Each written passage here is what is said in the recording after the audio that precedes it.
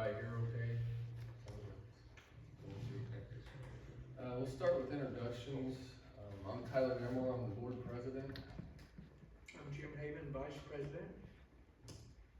Rich Parks, Secretary. Steven Spencer.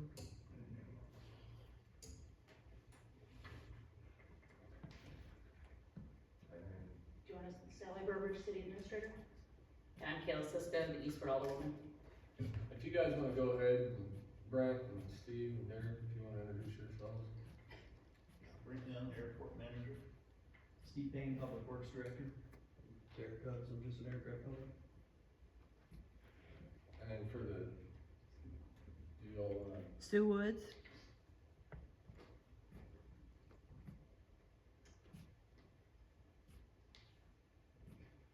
Marion. Me? Yeah, sure. Marion Curley. Alright, do I have a motion to approve the minutes from our June 3rd, 24 meeting? I make a motion that we approve the minutes for June 3rd. Do I have a second? Second. All in favor? Aye. Okay. Moving on the airport update topic, I don't have much on this topic, but I wanted to kind of bring it up in case you guys also had something to add. I saw that we do have the transformer set, is the power ran to it also, everything powered up to the new hangers now? Or? Do you guys want to come to the podium? Sorry. Oh, I don't wanna make you uncomfortable or anything like that, you look pretty comfortable over there. Thanks to Brent. Brent got out there, Young, our superintendent for roads and streets, got out there, trenched it in, and inter-county Dave Walker helped us get the line in, the transformer's set. I believe it is hot and ready for them to plug into. So we gotta do a little more dirt work eventually to make it look nice, but he's packed it down as best he can for now. So yeah, good to go. We're ready for the final walkthrough that we have scheduled on the 28th. 28th, yeah. Thank you. Now, I noticed they don't have the overhead door put in, that is part of the building plans, right? For The overhead door on the hangars, On the new hangar? they're there. Okay. No, where the car bay is? Courtesy car ones I see. Oh, gotcha. I'm pretty sure that was part of the building plans, but I haven't seen anything sitting out there, so I was, Oh, sorry, I okay. hadn't seen that either. I thought you were talking about the main hangar doors. I'm like, they're there. Yeah, they're there. Yeah, so I was out doing a walk around there the other day, so. Brent, do you have anything you'd like to add up there? Any updates? Can't really think of anything. I can't either, other than the new hangars, and we'll get to that in a little bit. Thank you, Steve. Alright, so that brings us to our next topic, the hangar updates, the rates, and policies. I sent out a notice to all the board members, and we did a little math on the square footage of the hangars. There's gonna be 3 new hangars with the approximate square footage of 1,130, 2 hangars about 1,250 square feet, and then the big hangar is about 1,570 square feet. And looking around at some of the other airports in the area, 10 cents a square foot per month was a pretty fair average. And so that would bring our hangar rates to about 110, 125, and then 160 a month for the new hangars. Now, we're just an advisory board, but does the board have any comments as far as those rates to where we can propose this to the Board of Aldermen to be approved?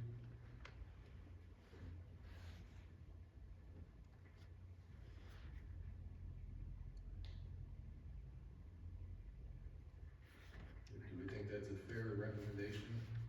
Yeah, I think that's fair for the area we're in. I think that's fair for the area we're in. Looking at the rates of the surrounding airports, of course, they offer a lot more at their airports, pilot lounges, different types of fuel. Their rates are higher, and of course, they have certain amenities in their hangars. So for this area, I think that's a fair rate. The 3 different rates are based on the size of the hangar, so there are 3 different sizes. And that's the only fair way I know of doing it is by square footage, because there are three different size hangers. Would you like us to make a motion to approve that hanger rate for you? Yeah, if you would like it to go before the Board of Aldermen for approval, yes. Cause I know Tammy's gonna need something from us before, or she's gonna need some kind of a rate before she can send out the notice to get the hangers filled, so. Now, do I have a motion to go ahead and recommend those rates that I've just proposed of 110 for the? Or do you wanna leave it as 10 cents a square foot? We can do that, 10 I mean, cents a that's square fine. foot. And that way it doesn't get confused later on as to how we came up with those. Yep, that would be great. I make a motion that we approve those rates at the 10 cent, A square foot. Per month. yes. Okay. Do I have a second? Second. All in favor? Aye. Aye. Okay. As far as our lease goes, I'm happy with our current lease we have. There's a few things that we need to enforce a little bit better. One of them being, and Tammy's aware of this, the, airplanes that we put in there must be based at Salem. Gotcha. So that one's a really important one. You also created a draft for these, Policies. the policies, I really like them. Pretty And much, I didn't know if you wanted to leave them as a standalone set of policies, or if you wanted to incorporate them into the lease document. Cause I saw some of the others that I sent out to you guys, those sample leases, they had similar language incorporated into the lease itself. The benefit there is then you're not trying to keep up with multiple documents, it's all in one thing. So it's up to you, we certainly don't have to, I just thought I'd throw that out there. the only thing I would add for the way they're worded right now, we currently don't have any published emergency procedures. Gotcha. And then we don't have any way, the city, and I wouldn't ask the city to dispose of hazardous waste either, we don't Right. have any hazardous waste disposal. So that language could be reworded or removed, Okay, but otherwise, is the board in favor of adopting these policies to be part of our lease agreement? I know they're not part of the packet, but they're part of what we had, as a draft. Do I have a motion to add, or any discussion Can first? we, update those if need be? Say it would come before the board and. right, it would be the same kind of procedure, come before this board, you guys would make a recommendation and then, yeah. Do I have a motion to adopt the policies? I'll make a motion. Do you want those two exceptions noted in the Yes. motion? Okay. I'll second. All in favor? Aye. Aye.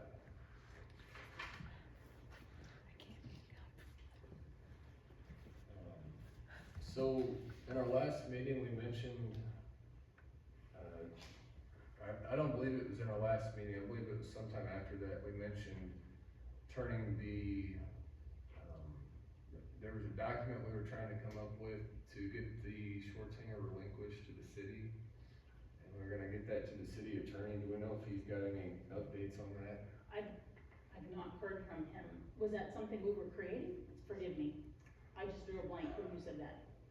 Or was it something I'll have we to had? probably get with you after the meeting, Okay. and it may have been just a discussion between you and me, now that I'm thinking of it.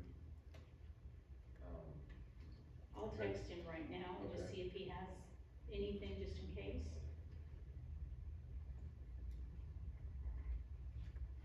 Cause if we can get that turned over to the city and get it cleaned up, that's gonna be a big task we can check off of our list.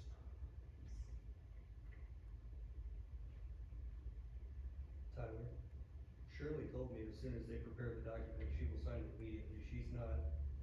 She wants no interest in that hangar, and she would like to have it out of her way as soon as possible. Okay, so what we need is a document relinquishing ownership and turning it over to the city? She felt like she didn't have any ownership of it to begin with, but she said if she needs to sign for you guys, that she will. I asked her the last time she was in the tire shop, Okay. and she's like, whatever it takes, like, we don't want anything to do with it.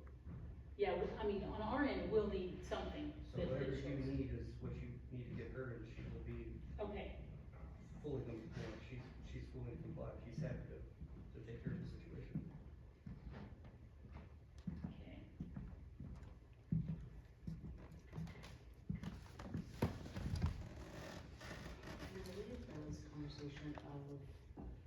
Attorney Weber is speaking with Attorney Patterson, maybe? Well, they had done that about 2 Okay. years ago. Okay.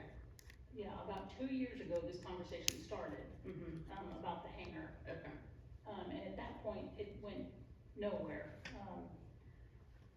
Yeah, Do we have the contact information for, Ms. Schwartz, in case we need it? If not, I can give Derek after and see what I can do to help out. I think I've got it, too.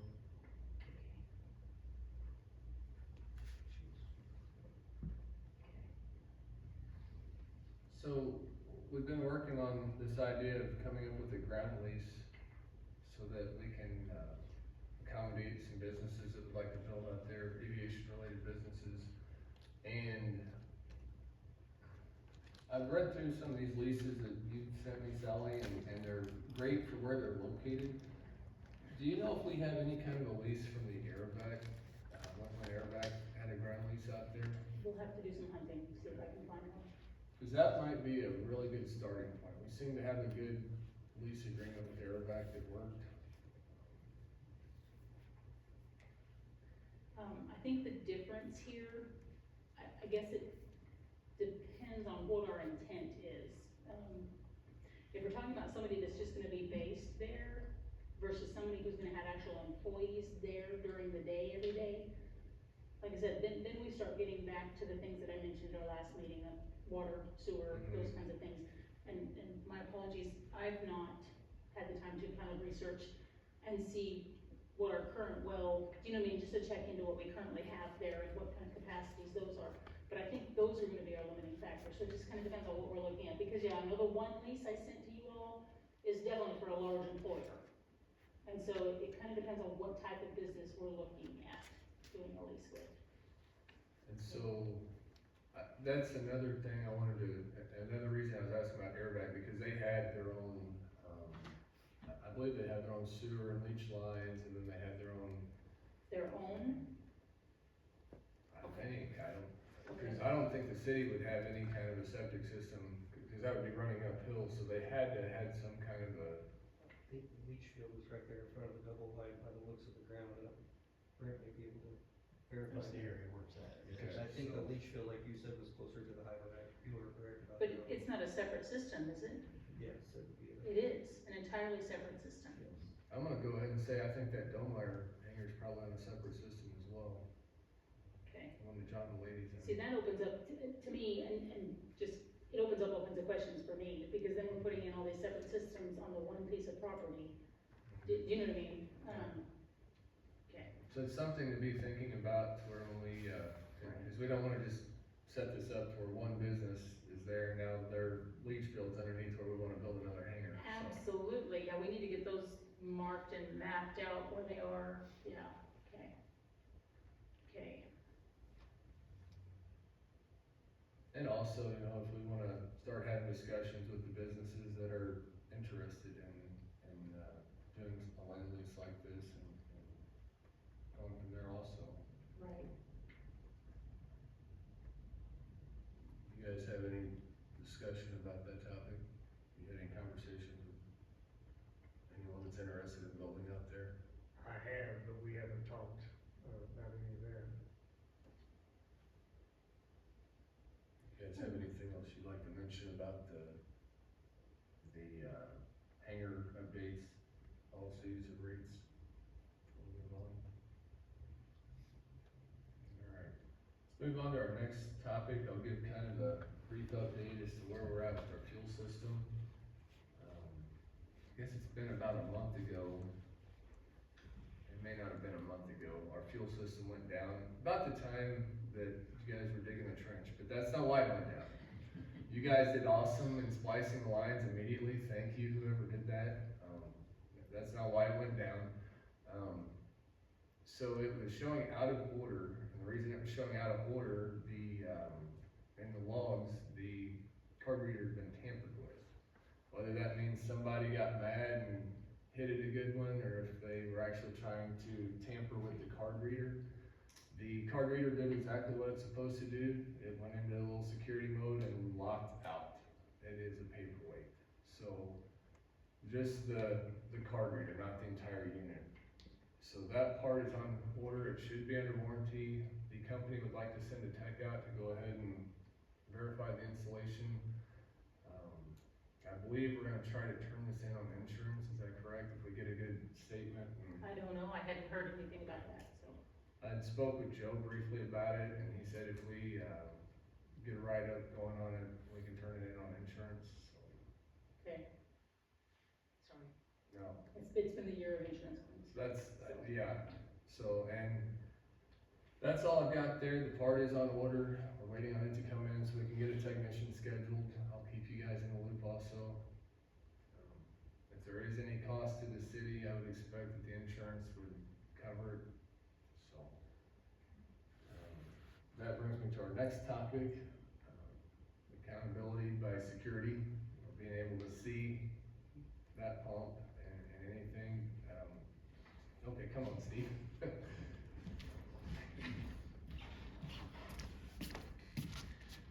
So I've been in contact with Mr. Rommel. We're gonna look at, I don't know if we wanna set a pole next to the pilot's lounge and put camera system looking at the gate. My thought process was the gate, the fuel system, and then out on the taxiway towards the hangars as best we can. We're currently working with him on some other camera systems, so as soon as I can get him over there, we're in agreement that that's a high priority to get that started, so. It just, things don't happen fast, unfortunately, with that, so. And while you're there, the gate opener that we'd like to put on the Highway 32 entrance, You know, I'm personally, and Brent and I have talked about this at length, I'm all for it. If you gentlemen want a gate opener, the community wants a gate opener, users of the airport want a gate opener, but I personally don't think we should just buy a gate opener and have our guys install it. I think it should be done by a professional, fencing, gate people that do that type of thing, so that A, has a warranty, and B, someone because in my experience, I've had a few gate openers and they fail, and there's problems, and it's just good to have somebody that you can call that knows that system, so, I mean, I don't know. I think Derek's had a little better luck than I have, but, it's just, I would like to see us, if we're gonna do it right, do it one time, so. I believe we put $5,000 in the budget allocated for the gate opener. I think that's correct. That would give us enough money to buy the system and have it installed, I think, so. I would hope so. At 5K, we'd have to, we'd probably get 3 bids to make sure it's all fair and legal, and, if you gentlemen want me to move forward on that, we can jump on it, so put a request for bid together and see who comes out on top. I'd definitely go for an industrial grade gate opener, like a lift master or something like that. Is the board in favor with proceeding with the gate opener Yes. bid process? Everybody in favor? That will definitely help us with some security out there, because I've seen a lot of people that show up, leave the gate open. Everybody here is good about it, but I've seen it open a few times, and, that will help tremendously. Gotcha. I think the camera system would be a big, deterrence to, further activities.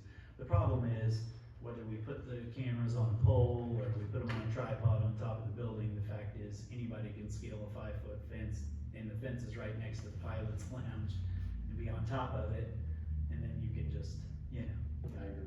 at least the cameras on the pole, we could keep them out of reach, so. Any other questions, or security gate opener, and what's below that, Sally? Other business. But before I go sit down. Sorry. There you go. Okay.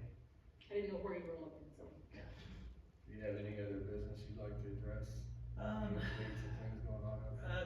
Derek, Mr. Hubs and I were having a conversation about Swartz Hangar, and, he's got plenty of info on kind of how we could work with the deceased owner's distant relative there and try work on ownership of it. We do wanna get a hold of that, we do wanna repair that as best we can and make it, not such an eyesore. We're all about improving the airport, but as you know, we've had a rough go for 2 or 3 weeks here, and it's, it just, unfortunately, on the priority pile, the airport's, water and electricity are top priorities, so, I will work on it, it's gonna be in the works, so. You're doing a great job, Steve. No, I appreciate it. Did you have anything, Brent? No. Okay. I did speak with John Mahawka, he's been working with, Rob Challens, he's the owner of the What's the last name? Challans is how he spelled it. Okay, He's the gentleman from, I believe, Wichita, Kansas, that purchased the airplane, okay.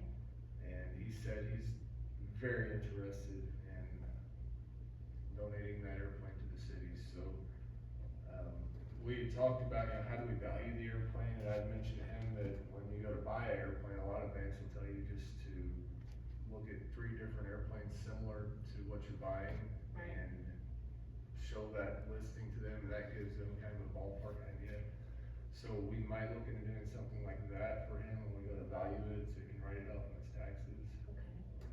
Just get all the books, All the what? the books that tell you how many hours are on the engine, because that determines the value. Gotcha. The engines don't even match. I was gonna say, that is one of my concerns right now, I don't know what the process is to transfer a plane like this. And we would wanna make sure that we have whatever process that is documented correctly. So, I assume it's not as simple as a bill of sale, so. It is. is. Oh, it is, Yeah, okay, bill of well, sale, that's it.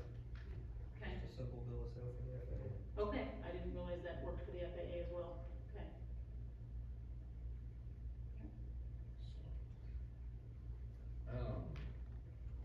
I've had some concern about RC planes at the airport. Personally, I don't have an issue with it.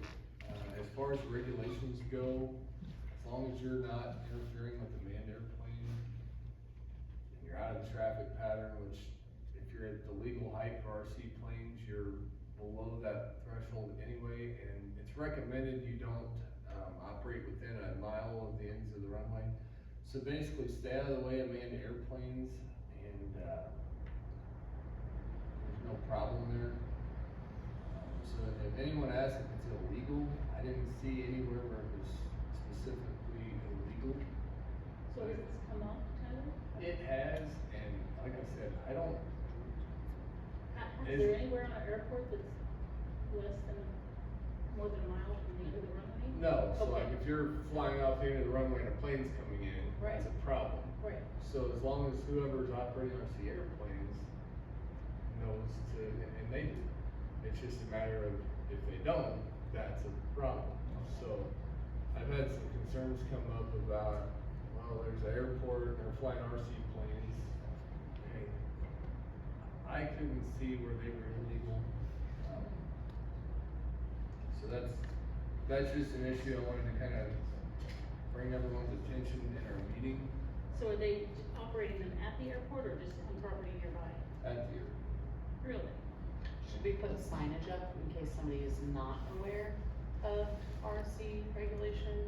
What about a ground air radio of some sort where there's. I would highly recommend that there be a, Some kind of, there needs to be some sort of. and- definitely monitoring the, 122.9 frequency for the airport. And if there's anybody even remotely close coming in, I would Right, so you guys have lost me, I don't know how this helps, I'm sorry. Just so that they can hear traffic transmitting coming in.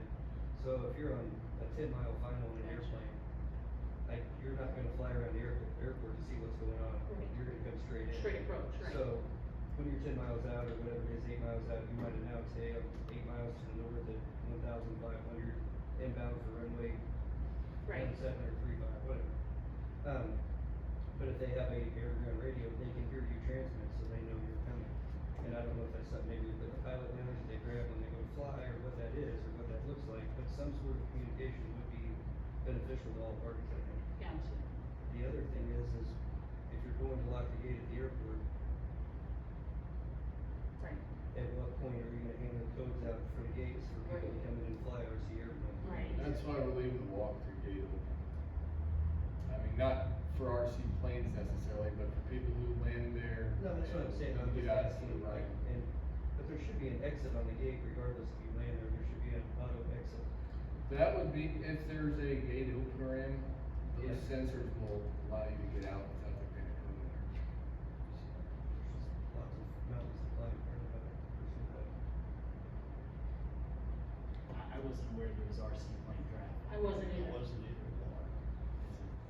Like I said, it's not illegal, it's an airport. I personally, as long as they stay well clear of manned aircraft and don't create any kind of an issue for manned aircraft, I have no issue with it.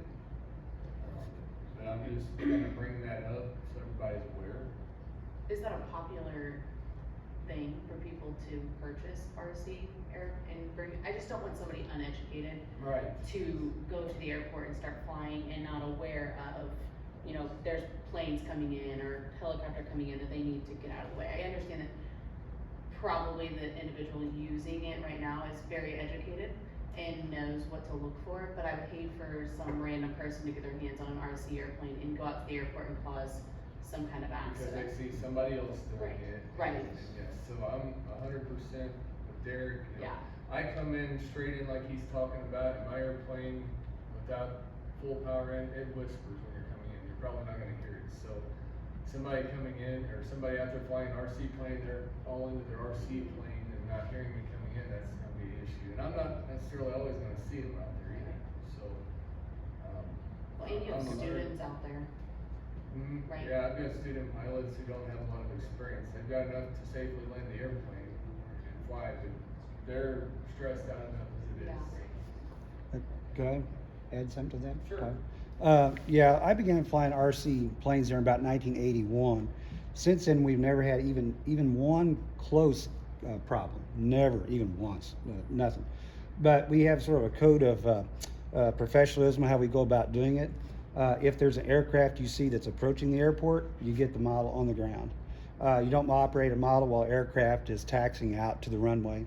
But the other thing we do is that we highly encourage, the city could require, highly encourage that people have insurance through the Academy of Model Aeronautics, AMA. And the reason is that they dictate certain rules and such. And in 8 decades or plus of model airplanes, there's only been really 2 incidences where model airplanes have had a problem with airplanes anywhere in the United States. And in that case, it wasn't the model airplane pilot's fault. It was an air boss during an air, sort of like an air show. And they actually put a full-scale airplane up with a person in it while the person's still flying the model, and they collided. And so 2 times in 80 to 90 years. We use radio to monitor the frequency.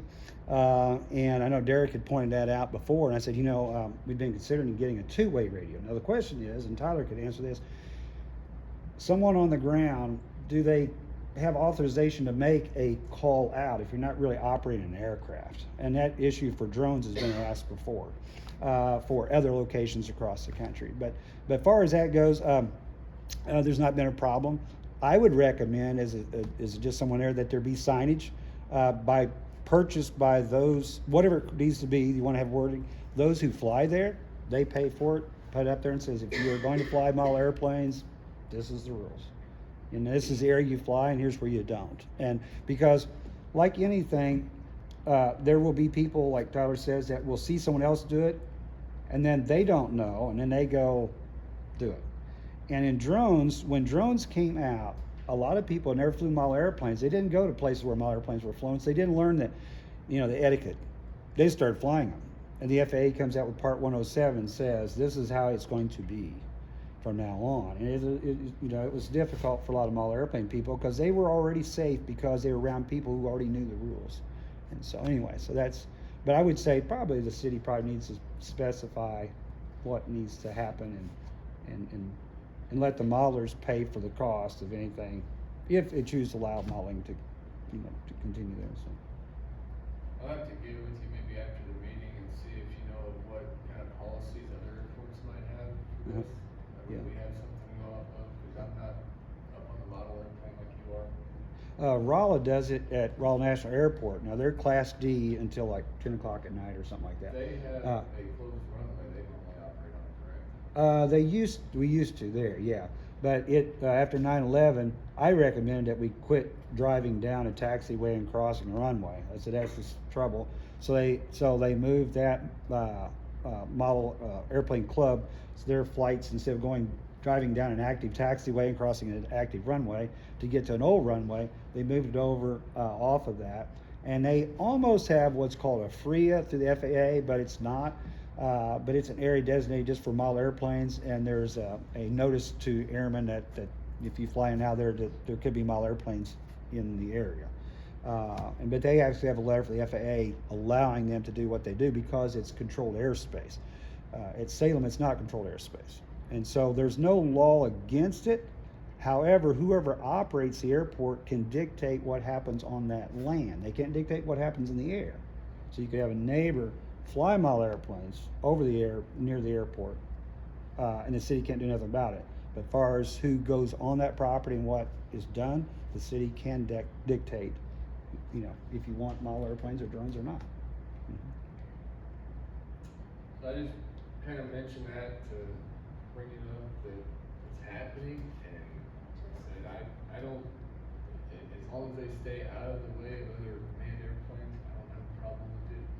You run into an issue, like, just for instance, does it change your course as an instructor if you go to pull your airplane out and they're out there? Does that make you wanna leave our airport and go to touch and go somewhere else? In the helicopter, hover work, things like that, you wanna be courteous, so you don't stick around, you go somewhere else and do something. Is that gonna deviate other people from using the airport more often? And I'm not, nothing against you, kid, I'm Oh, just yeah. asking from a, do we put out a note that says, hey, there's model aircraft here, and then people don't come to Salem Airport because there's a chance of, I'm just. I've seen that at opposite Vichy, side. and I've not flown to Vichy because of it. I'm not picking at you, please don't take that Oh, wrong. no, no. I'm just asking on the other side of the Yeah. spectrum. Yeah. Like, is it gonna cause, what does it do for that side?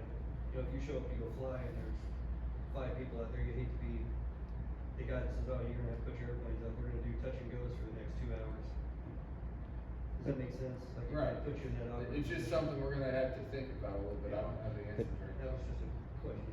But I can answer that. We had that at Houston because we used to fly off the active runway there at Houston for many years, and then the city of Houston allowed them to build a model airplane airstrip on the airport property. It's on the west side of the runway at Houston. It's just a runway just for model airplanes, and they fly there all the time. They require AMA insurance, like I recommend. Because what it does, when you put AMA insurance to your name, you're saying, I'm going to be professional about it. And so there, years ago, before we had that, when the airplanes would come to fly, everyone stops flying model airplanes. Well, the reason why people fly model airplanes at airports is because they like airplanes. That's why.